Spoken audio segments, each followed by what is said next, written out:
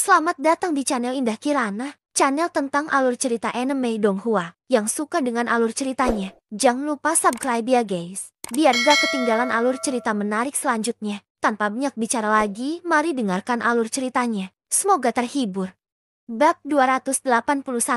Saat suasana di rumah lelang sedang ramai karena berbagai barang lelang yang dibawa oleh juru lelang. Di sisi lain, di ruang VIP tempat Modi dan yang lainnya duduk, wajah Muhan masih muram. Meskipun Kaisar setengah bela diri bintang 9, dia saat ini dikurung di penjara oleh Kaisar setengah bela diri bintang 8. Bagaimana ini bisa membuat emosinya tetap tenang? Wajah Muhan dipenuhi amarah. Meskipun dia telah menggunakan semua tekniknya, dia pada akhirnya tidak mampu menghancurkan formasi yang menutupi seluruh ruang VIP. Tingkat formasi itu pastinya merupakan formasi peringkat 3 atau lebih tinggi. Tidak mampu menghancurkan formasi menyebabkan Muhan menjadi semakin marah. Dia melambaikan lengan bajunya dan pilar doki yang menakutkan melesat keluar dan menghantam pintu batu dengan keras. Sebuah ledakan segera terdengar dan pintu batu tebal itu meledak menjadi tumpukan pecahan batu. Petugas yang berdiri di luar pintu tanpa sadar terkejut dengan kejadian yang tiba-tiba ini. Di mana orang dari rumah lelang itu?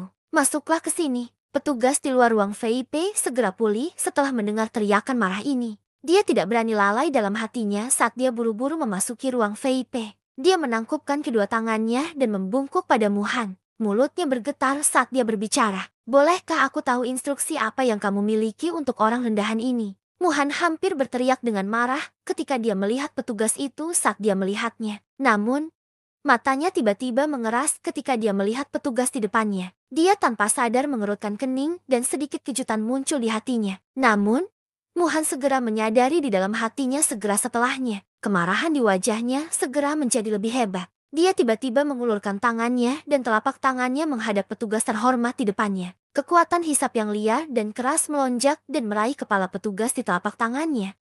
Kamu bukan bocah nakal itu. Di mana orang yang membawa kita ke sini tadi? Bicaralah. Setelah melihat sekilas, Muhan segera mengenali bahwa petugas di depannya bukanlah orang yang membawa mereka ke ruang VIP tadi. Muhan segera mengerti dalam hatinya bahwa formasi itu pasti dibuat oleh bocah nakal itu sebelumnya. Petugas itu sangat ketakutan ketika kepalanya dicengkram oleh Muhan. Pikirannya benar-benar kosong untuk sesaat. Bahkan tidak perlu memikirkan bagaimana membalas Muhan. Sampah. Melihat ini, Muhan langsung marah. Dia membalik tangan yang memegang kepala pelayan dan membanting pelayan itu ke dinding ruang VIP. Kekuatan besar menyebar dan dinding keras itu dengan cepat retak. Keributan besar seperti itu tentu saja membuat khawatir semua kaisar setengah bela diri dalam pelelangan. Xiaoyan dan Luo Jin tentu saja tidak terkecuali.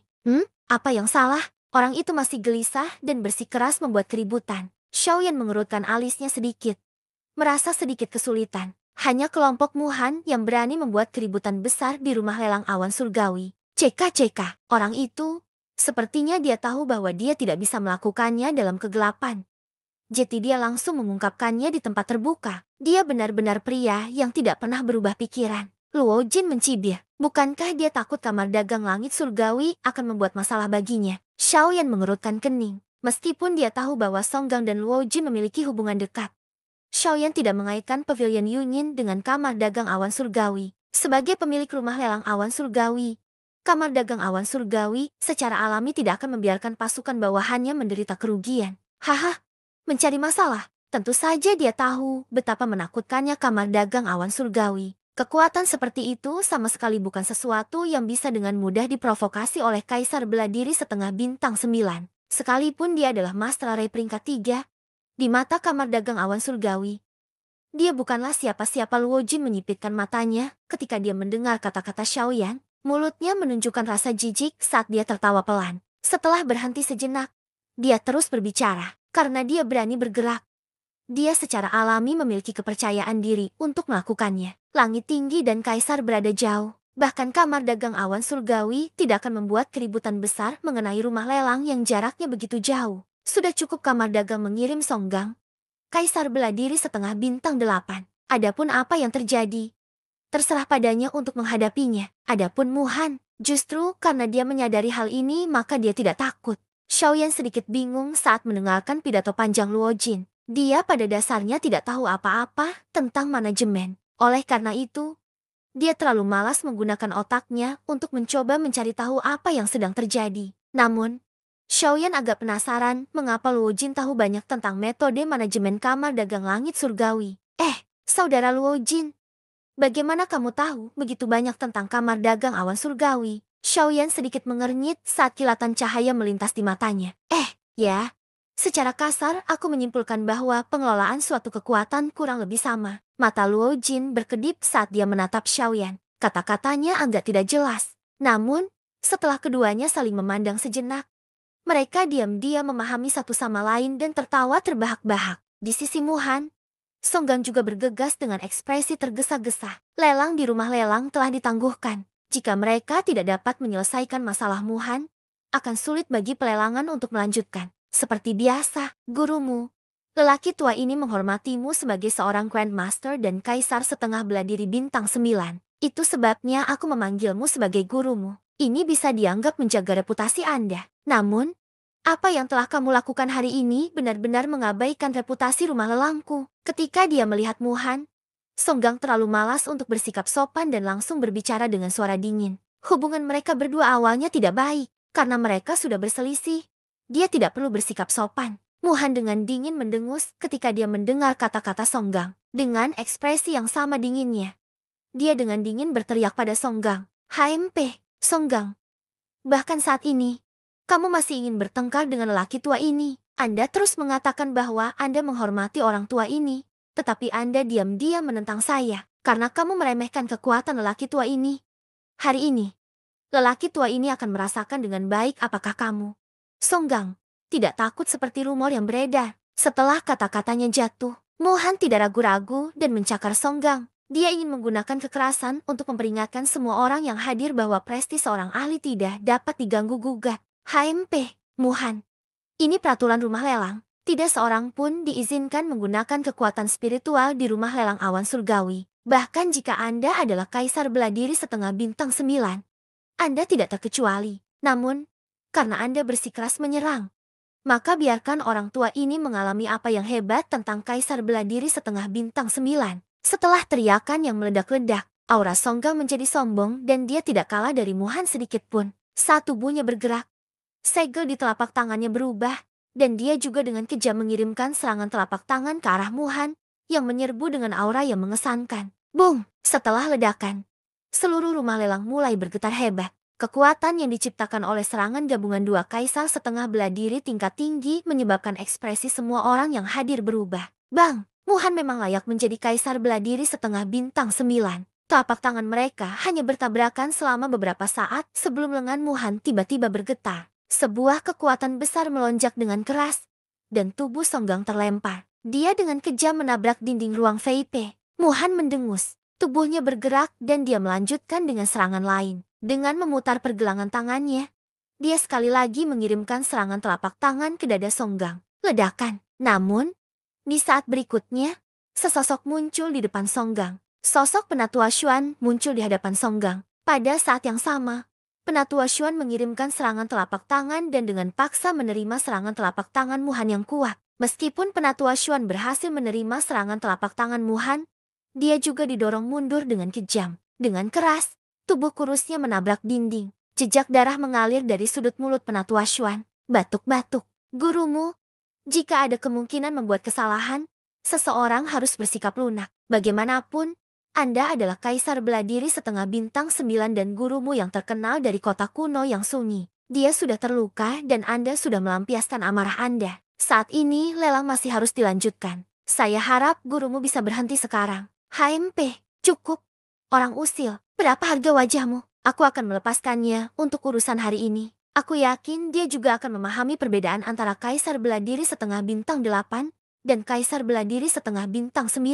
Sebelum kata-kata Penatua Xuan keluar dari mulutnya, Muhan mendengus dingin. Karena selubung formasi roh, Muhan tidak mengetahui kedatangan Penatua Xuan tepat waktu. Jika tidak, dia tidak akan terus menyerang. Tidak masalah apa. Penatua Xuan adalah penatua Pavilion Yunyin. Bahkan jika dia tidak memberikan muka kepada biksu itu, dia masih harus menghadap Sang Buddha. Haha, bagus. Namun, gurumu, lelaki tua ini masih memiliki kalimat yang perlu saya perbaiki. Memang benar, Anda tidak perlu memberi saya wajah apapun. Namun, apa yang ingin kukatakan sebelumnya adalah, menghadapkan tuanku dan membiarkan masalah ini berlalu. Setelah kata-kata itu diucapkan, tidak hanya Muhan, bahkan Yan Bing dan dua orang di belakangnya segera mengungkapkan ekspresi kaget. Ketika mereka memikirkan tentang tuan dari Pavilion Yunyin, mereka semua merasakan ketakutan yang tak ada habisnya di dalam hati mereka. Namun, ketika mereka bertiga sedang memikirkan apakah kata-kata Penatua Xuan itu benar atau tidak, Penatua Xuan mengulurkan tangannya ke dalam lengan bajunya dan mengeluarkan kipas batu giok yang benar-benar berkilau. Sedangkan untuk kipas batu giok ini, itu adalah kipas pengocok giok Luojin. Bab 282.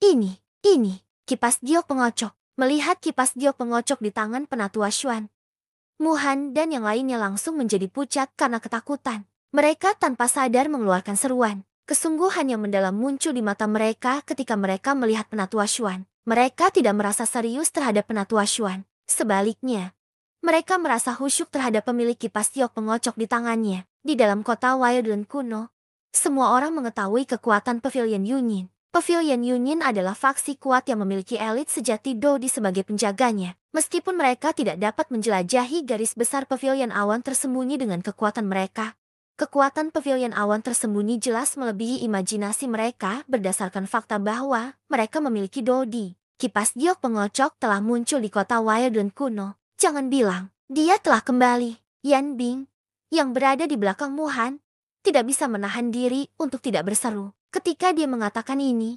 wajahnya yang acuh tak acuh akhirnya tergerak. Tetapi orang itu, bukankah dia pergi ke daerah lain? Mengapa dia kembali? Setan Tuahu menatap tajam ke arah kipas giok pengocok di tangan Penatua Xuan saat dia berbicara dengan nada terkejut. Dia telah pergi. Tentu saja, dia bisa kembali. Aku khawatir ini adalah kelalaianku. Aku seharusnya memikirkan hal ini lebih awal. Pada saat ini, wajah Modi menunjukkan ekspresi serius. Dibandingkan dengan Yan Bing dan Setan Tuahu, dia bahkan lebih takut pada orang di Pavilion Yunyin. Dia tidak berdaya. Siapa yang memintanya menjadi yang terlemah di antara mereka? Kata-kata Modi baru saja terdengar saat Muhan, yang menghadap Penatua Xuan di depan kelompok, segera merasakan jejak sesuatu yang lain. Dia memiringkan kepalanya sedikit dan menatap Modi dari sudut matanya. Dia mengerutkan kening dan bertanya, apa yang terjadi? Bicaralah dengan jelas. Mendengar ini, alis Modi yang awalnya dirajut erat menjadi semakin berkerut. Dia mengangguk sedikit ketika dia mengingat saat dia baru saja tiba di kota Wildland kuno beberapa bulan yang lalu. Pada saat itu, dia berada di Pavilion Yunyin sebagai alkemis peringkat 2. Dia sangat dihormati oleh semua orang. Hari itu, Pavilion Yunyin tiba-tiba menutup pintunya dan melarang siapapun memasuki Pavilion Yunyin. Show yang dipimpin oleh Penatua Xuan. Mau diingat dengan jelas bahwa Penatua Xuan telah memberitahunya bahwa ketua Pavilion Yunyin telah kembali. Namun, mereka berdua hanya mengucapkan beberapa patah kata dengan tergesa-gesa. Jadi Modi tidak mengambil hati. Sekarang dia memikirkannya dengan hati-hati. Apa yang dikatakan Penatua Xuan pada saat itu memang benar. Ketika Muhan dan yang lainnya mendengar bahwa Penatua Xuan telah membawa Xiaoyan ke Pavilion Yunyin, mereka merasa sedikit terkejut.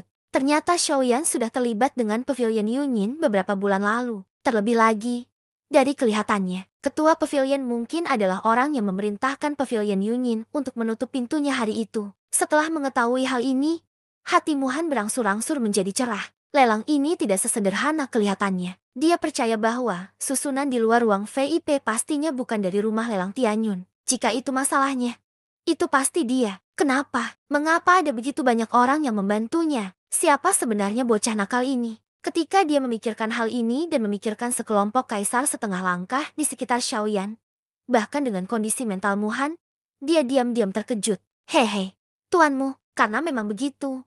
Lelaki tua ini tidak akan mengganggumu lebih jauh. Kudengar tuanmu juga ada di sini untuk undangan kolam petir kekosongan. Haha, lelaki tua ini mendoakan agar tuanmu kembali dengan hasil yang bermanfaat. Sementara Muhan dalam keadaan linglung.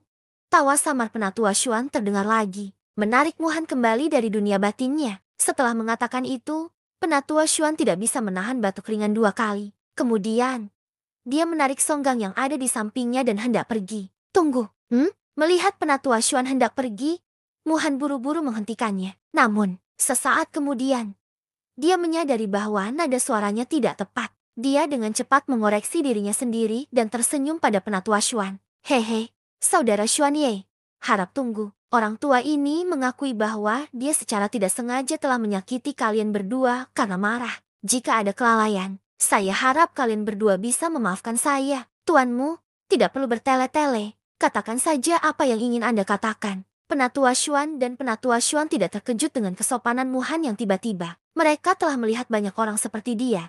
Dan mereka sudah terbiasa mendengar kata-kata lugas Penatua Xuan.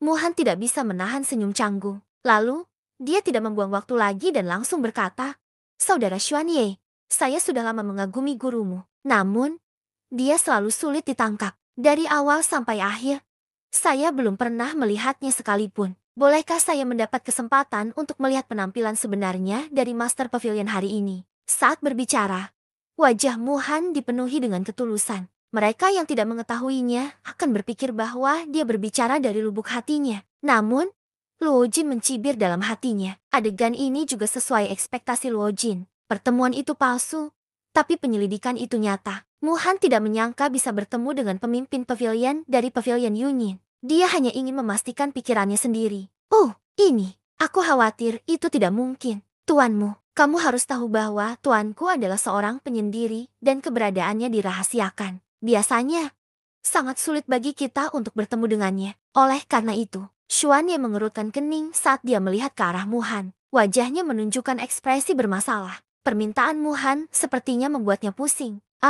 Jika itu masalahnya, maka, saudara Xuanye, saya tidak akan merepotkanmu. Bagaimanapun juga, Master Pavilion adalah orang yang sangat kuat. Keputusannya bukanlah sesuatu yang bisa Anda dan saya pengaruhi. Muhan menghela nafas tak berdaya saat ekspresi kekecewaan muncul di wajahnya. Yan Bing dan monster tua Hu yang berada di belakangnya melihat semuanya dan mengingatnya di dalam hati mereka. Jika itu masalahnya, saya tidak akan tinggal lebih lama lagi. Tuanmu, silakan duduk. Saya akan pergi sekarang. Saat dia berbicara, Xuanye menarik Songgang dengan satu tangan dan melangkah keluar dari ruang VIP. Ketika mereka sampai di pintu, Muhan, yang berada di belakang mereka, sekali lagi berbicara untuk menghentikan mereka. "Saudara Xuanye, harap tunggu." Xuanye dan Songgang, yang membelakangi Muhan, sedikit mengernyit dan bertukar pandang. Hati mereka dipenuhi kecurigaan. Apa sebenarnya yang direncanakan orang ini? Xuanye berbalik dan melihat Muhan telah tiba di belakang mereka. Dia tidak bisa menahan diri untuk tidak mengerutkan kening. Saat dia hendak berbicara, Muhan mengulurkan tangannya. Sebuah cahaya melintas di telapak tangannya dan dua ramuan bulat seukuran lengkeng muncul di tangan Muhan. "Saudara Xuanye, kamu dan saudara Songgang, siapa saudaramu?" Sebelum Xuanye selesai berbicara, Songgang berteriak dengan marah. Tekanan tak terlihat yang terkandung dalam suaranya menyebabkan seluruh ruang VIP sedikit bergetar.